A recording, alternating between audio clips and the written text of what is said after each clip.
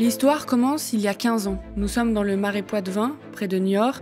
La sécheresse est déjà bien connue des écologistes et des agriculteurs. Depuis les années 1980, le secteur du maïs et autres céréales se développe considérablement.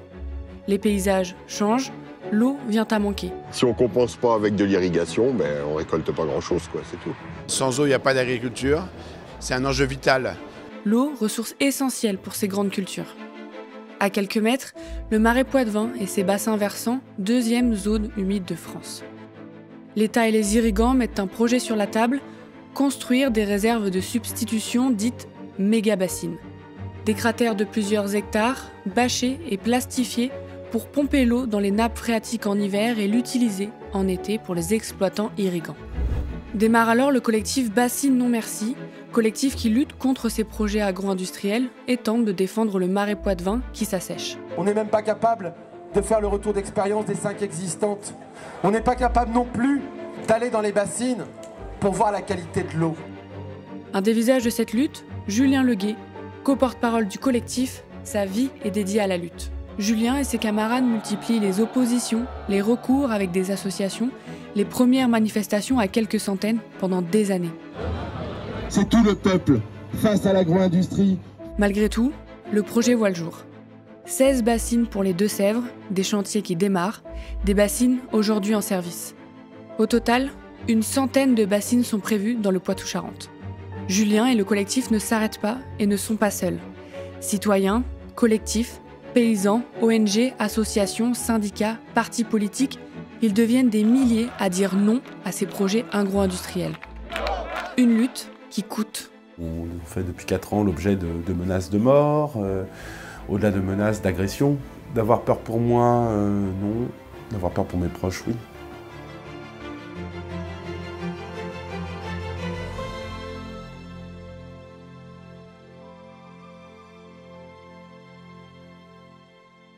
Je m'appelle Julien Leguet, je suis batelier dans le Marais Poitevin, j'ai 46 ans, je suis papa de 3 grandes filles, voilà. Il y a 6 ans, on a marqué une nouvelle étape dans cette lutte contre les bassines, puisque en Deux-Sèvres, il y avait déjà un projet qui était sur la table depuis plusieurs années et qui était bloqué politiquement à l'époque par le conseil régional, tenu ici par Ségolène Royal et avec surtout dans la commission agriculture des camarades qui sont encore aujourd'hui dans la lutte, tels que Benoît Biteau ou Serge Morin, et qui avaient tout de suite réussi à imposer que s'il y avait financement régional, c'était forcément pour aller vers une réelle sobriété, pas la sobriété à la Macron. Et donc, comme tous les projets allaient dans le sens d'une augmentation, la région avait réussi à ne jamais financer ces projets-là. Et on a senti le vent tourner quand on a entendu parler de ce redécoupage régional et quand on a compris qu'on allait être avalé par l'Aquitaine de Rousset. Et qu'à partir du moment où ce verrou allait sauter, il y avait de fortes chances que le projet de Sévrien revienne sur la table. Et ça n'a pas manqué. En moins d'1 an, le projet est arrivé avec d'abord un projet de 19 bassines, une enquête publique qui démarre en mars 2017, et qui est un petit peu le démarrage du collectif, puisque la première chose qu'on a incité à faire, c'était à ce que les gens du territoire aillent voir ce dossier, comprennent l'ampleur du péril. Et depuis, on est rentré en résistance. Aujourd'hui, le simple fait d'aller à une manif contre les bassines, c'est dans les désobéissances civiles. Et une montée en puissance avec des actes forts, avec des manifestations où, par exemple, au mois d'octobre 2021, on pénètre sur une bassine illégale, une bassine qui n'aurait jamais dû voir le jour. Et à 3000, on débâche à visage découvert, pour la plupart d'entre nous, un ouvrage illégal. Et puis ensuite, il y a eu les manifestations sont allées crescendo en fréquentation. Aujourd'hui, il va falloir être très fort, il va falloir être très solidaire. Jusqu'à arriver à ce paroxysme de Sainte-Soline, où on se retrouve 25 000, 30 000 dans les plaines, les desserts de Sévrien, à tenter d'encercler une bassine et à se retrouver dans cette situation d'être face à 3000 hommes en armes, une armée, qui envoie en 2 heures de temps 5000 explosifs sur une foule bigarrée, composée à la fois de familles, d'enfants, de papis, de mamies, de tout un tas de gens plus ou moins, tous très engagés pour le coup, avec également des camarades plus déterminés et prêts à faire face à la barbarie militaire. Et avec ce bilan catastrophique de 200 blessés, avec des blessés graves, avec 3 camarades qui sont passés à côté de la mort. Et où on a subi de plein fouet toute la violence d'État dont Macron et Darmanin sont capables. Je fais l'objet d'un contrôle judiciaire, mais je n'ai pas le droit de me rendre sur les communes de Sainte-Soline et de Mosée. Le jour de la manif, moi le voyage s'est arrêté à mi-parcours. Je n'ai pas franchi le Rubicon. Et ce qui évidemment, à titre personnel, fait faire des nœuds dans la tête, quoi. Quand on voit 25 000 camarades et puis qui partent comme ça, mes enfants, ma famille, les copains, les copines. Et puis que quand on voit qu'avant que le dernier cortège arrive, le premier cortège est à la bassine, il casse feu nourri de bombes létales, faiblement létales, d'après létales. L'après-midi, ça a été brancardé, voir les copains arriver, les copines une à une, les copains, des jeunes de 20 ans, défigurés, la boucherie, quoi. Donc,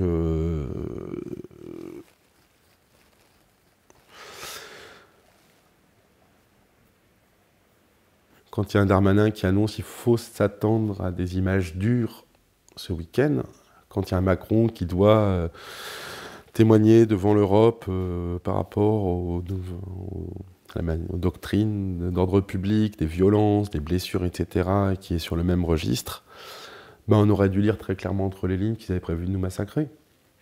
Je n'y croyais pas. Et si on déroule la bobine, ça veut dire que l'éventualité d'un mort, ou de plusieurs, faisait partie des scénarios que le gouvernement portait.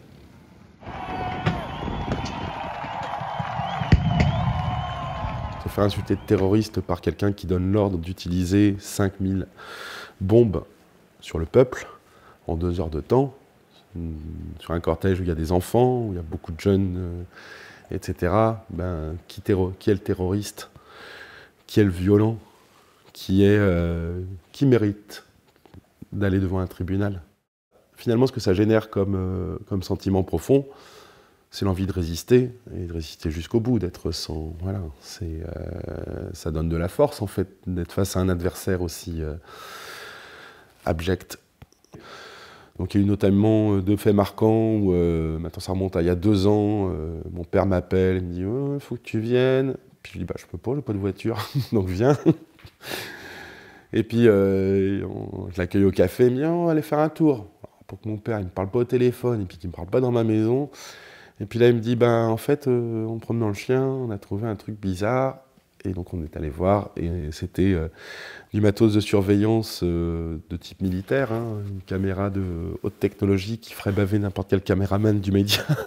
Voici l'incroyable dispositif de surveillance découvert par hasard il y a 2 jours par les membres du collectif Bassine Non Merci. C'est une caméra orientable pour le coup et télécommandable à distance. Quand on avait révélé ça aux médias, le secrétaire de préfecture avait dit oh je découvre en même temps que tout le monde.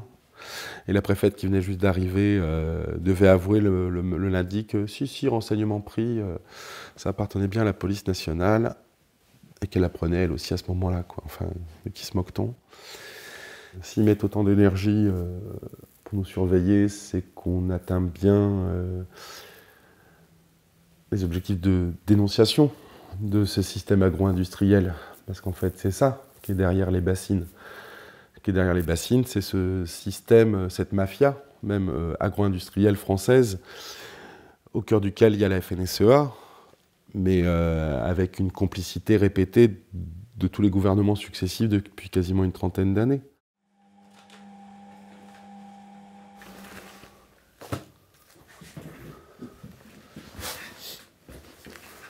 Ces docus, c'est une compilation des différentes convocations et décisions de justice ou de plaintes que j'ai déposées ou alors que j'ai reçues.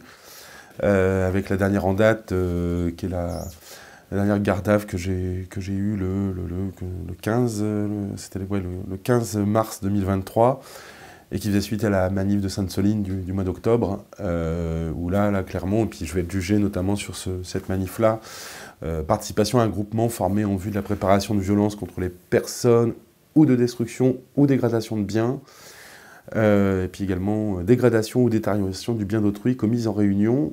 Et donc le jugement, il porte sur cette manif-là et sur une autre manif qu'on avait fait début octobre, qu'on avait appelé la grillage party. On avait démonté des grilles, on s'était introduit avant le démarrage des travaux, et où là, j'avais eu une belle palanquée de chefs d'inculpation, 1, 2, 3, 4, 5, 6, dont 4 ont été conservés pour le jugement, où il y a à nouveau la participation à un groupement, et puis le vol d'une pelle à grains de chez Océalia aussi. Le grand classique, c'est qu'après les manifs, je sois convoqué. Ça, c'est... ou qu'inversement, 2 semaines avant ou la semaine avant une nouvelle manif, je sois convoqué pour des faits antérieurs, quoi, histoire de faire un peu monter la pression. D'avoir peur pour moi, non. D'avoir peur pour mes proches, oui. On fait depuis 4 ans l'objet de menaces de mort, au-delà de menaces d'agression.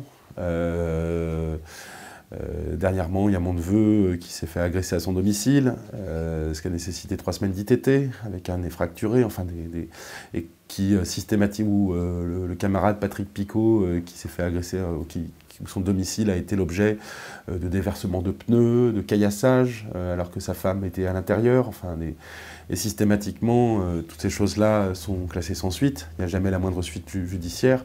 On voit bien qu'il y a une vraie tendance aujourd'hui à la menace des militants écolos au sens plus large. Hein.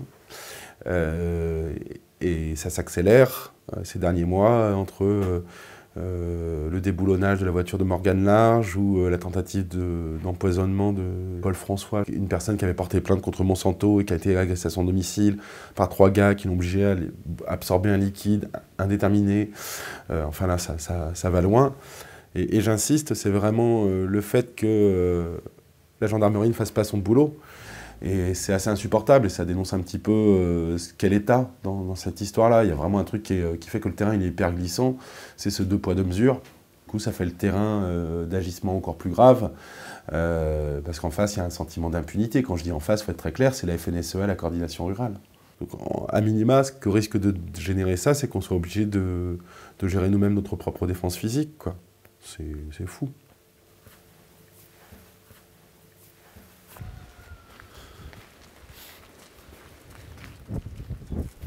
On va aller se balader sur le marais, c'est le printemps, les oiseaux chantent.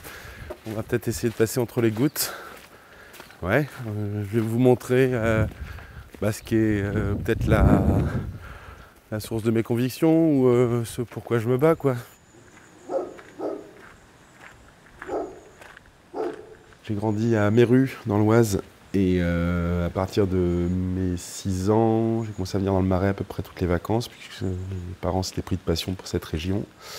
Que quand j'en ai eu 10, ils ont acheté une maison dans le coin, que quand j'en ai eu 18, ils sont venus vivre ici, et que quand j'ai fini la fac à 22 ans, je suis venu m'installer là aussi.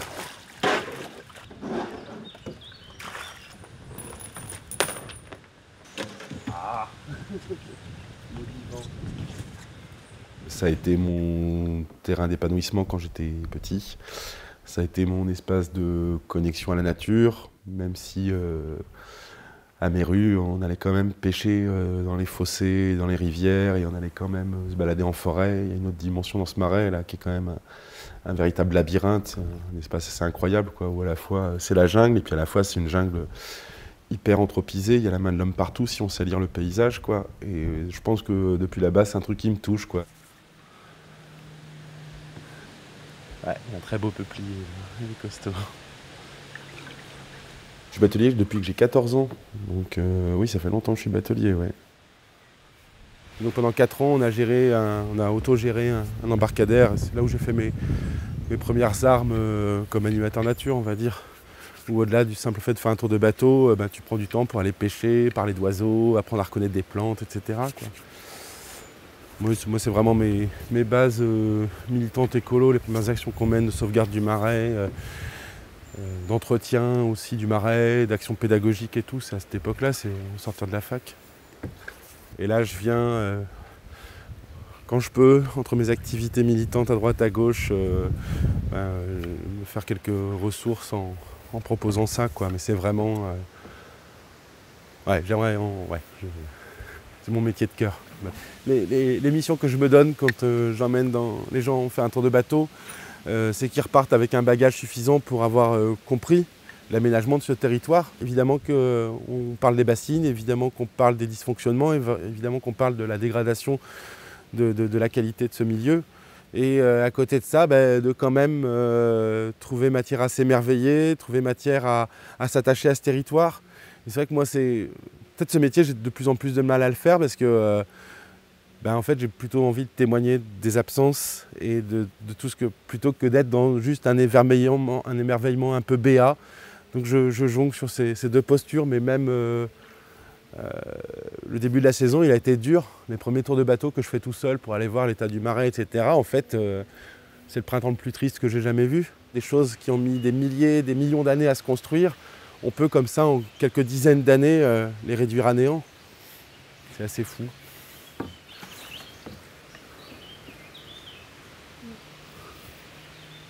Donc là, il y a une symphonie de fauvettes à tête noire, a priori. Il y en a d'autres.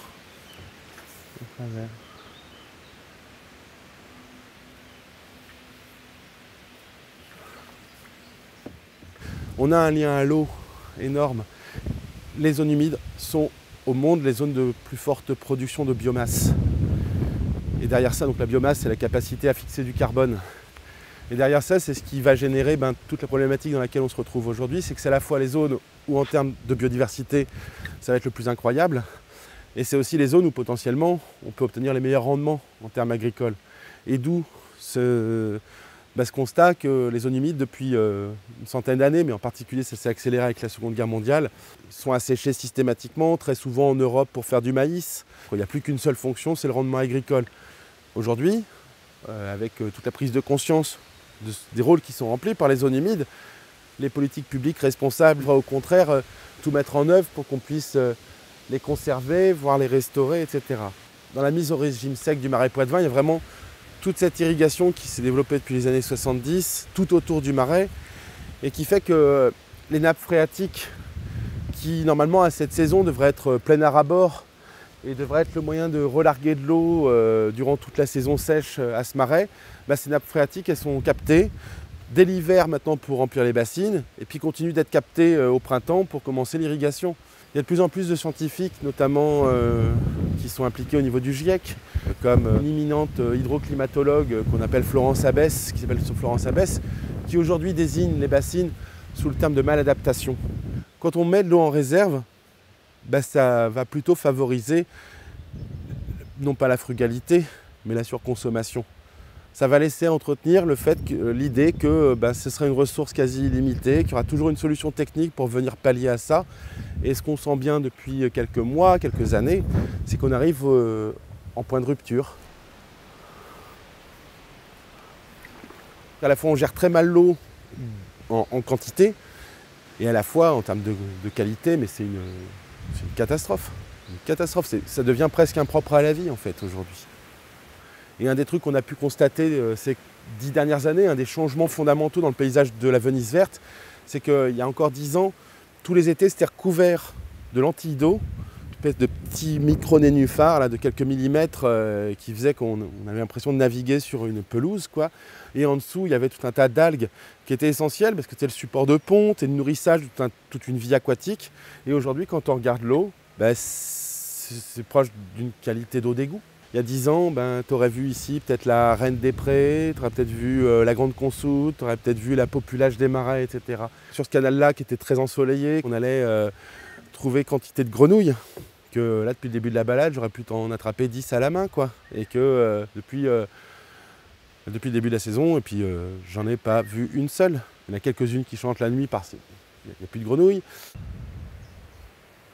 J'ai pu mesurer, j'ai pu voir sur certains secteurs que quand on inversait la tendance, il y avait une forme de résilience.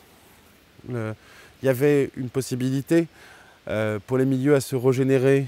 Il y avait des espèces qui pouvaient se réexprimer. Je me dis que jusqu'au dernier moment, il sera encore temps d'agir. Enfin, je sais pas.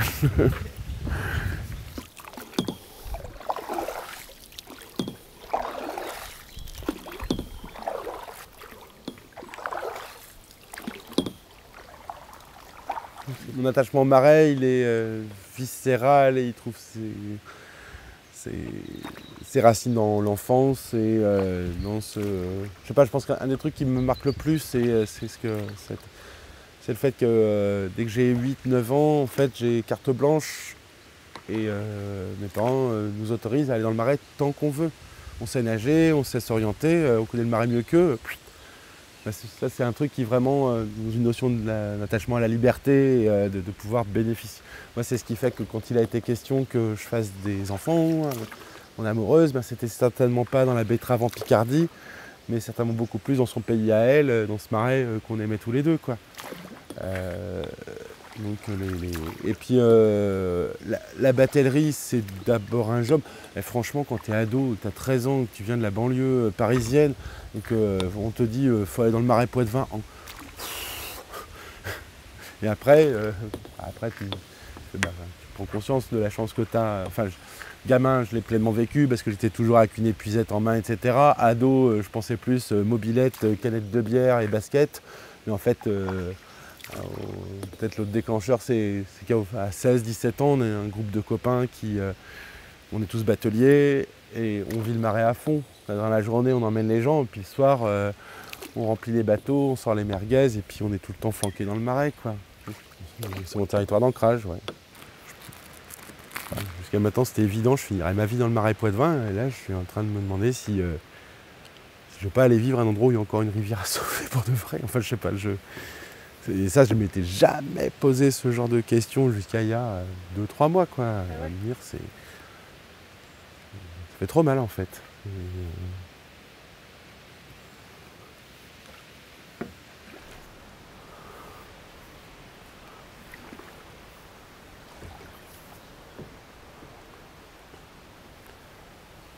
La lutte contre les bassines, c'est pas une lutte contre les gens, contre les travailleurs de la terre. Au contraire, c'est une lutte pour les aider à s'affranchir de leurs bourreaux. C'est ça, la réalité. On a eu des réunions jusqu'à encore un mois avant Sainte-Soline. On organisait des conférences, notamment pour présenter le travail qui était fait par la camarade hydrogéologue Anne-Morwen Pastier. Et où à chaque fois, ils sont venus en délégation massive, ils arrivaient en mode gros bras à 40, etc. Et puis en fait, non, nous on disait, discutons, quoi. Et qu'est-ce qui ressort à la fin de ces réunions-là? C'est qu'en fait, ils commencent à mettre des mots. Ils commencent à dire, en fait, on n'a pas eu le choix. On est pieds et mains liés par leur crédit, par leur surinvestissement, etc. Il y a même eu cette phrase historique d'un des éleveurs qui est connecté à la bassine de Mosée, qui dit, le jour où vous attaquerez Lactalis, on sera avec vous. J'ai envie de lui dire, le jour où vous attaquerez Lactalis, on sera avec vous. Peut-être qu'il faut évidemment qu'on y aille ensemble, mais en tout cas, ça voulait dire qu'il commençait à nommer son oppresseur. Évidemment que ce n'est pas moi, à ma petite place, même si je parle dans les médias, qui en fait leur nuit au quotidien. Ce n'est pas moi qui leur impose des prix qui fait qu'ils ne vivent plus de leur métier et qui fait que pour le coup, pour pouvoir essayer de survivre, il faut qu'ils augmentent la quantité. Pour augmenter la quantité, qu'ils sont obligés d'acheter des produits. C'est pas moi qui leur impose ça. Moi, au contraire, j'aimerais que toute la finance publique et toute l'intelligence collective, elle leur permette au contraire de s'affranchir de ça, pour leur propre bien-être d'abord, et puis par extension pour le bien-être de leurs bêtes, et par extension pour le bien-être de toute forme de vie sur Terre, quoi.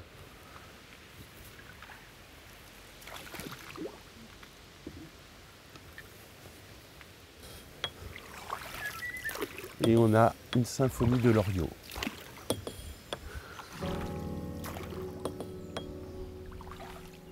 Disons que dans la lutte sur les bassines, un des trucs qui me nourrit, me pousse, et puis là c'est sûr que c'est pas dans les prochaines semaines que je vais ralentir, quoi. C'est qu'on a réussi en 1 an et demi, 2 ans, enfin après 6 ans de bataille dense, à révéler cette problématique, cet enjeu majeur. Lutter, ça s'apprend, ça apprend, ça donne, c'est des expériences pleines